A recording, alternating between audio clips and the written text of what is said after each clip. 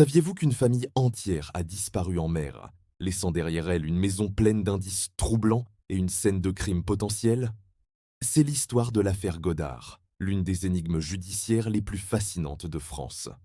Tout commence le 1er septembre 1999. Le docteur Yves Godard, sa femme Marie-France et leurs deux enfants, Marius et Camille, embarquent sur leur voilier, le Nick, au port de Saint-Malo. Ils partent officiellement pour une croisière de 5 jours.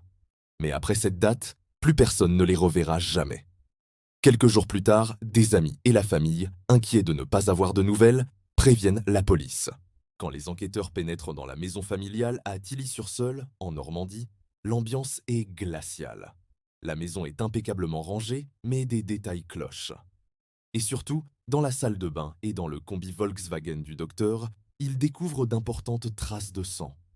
Des analyses révèlent qu'il s'agit du sang de Marie-France Godard.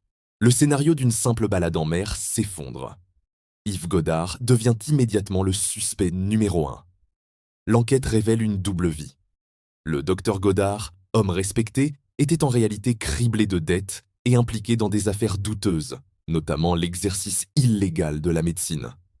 Avait-il décidé de tout plaquer en éliminant sa famille? Ou est-ce que ses créanciers l'ont rattrapé? Ce qui rend cette affaire encore plus mystérieuse, c'est ce qui se passe ensuite en mer. Au fil des semaines et des mois, des objets appartenant à la famille sont retrouvés flottant au large des côtes bretonnes et anglaises. Un gilet de sauvetage, un radeau de survie, des papiers. Puis, en juin 2000, un chalutier remonte un portefeuille contenant les papiers d'Yves Godard. Le coup de théâtre survient en septembre 2006, 7 ans après la disparition. Un pêcheur de coquilles Saint-Jacques remonte dans ses filets. Des ossements humains. Un fémur et un crâne. L'ADN parle. Il s'agit bien des restes d'Yves Godard et de sa fille Camille. Mais où sont les corps de Marie-France et de Marius? Mystère. Alors, que s'est-il passé sur le Nick?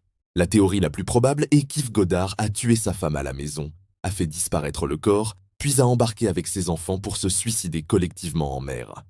Mais sans tous les corps et sans le bateau, qui n'a jamais été retrouvé, impossible d'avoir des certitudes. La justice a finalement prononcé un non-lieu en 2012, faute de preuves suffisantes pour résoudre complètement l'énigme. L'affaire Godard reste une page sombre et inachevée de l'histoire criminelle française.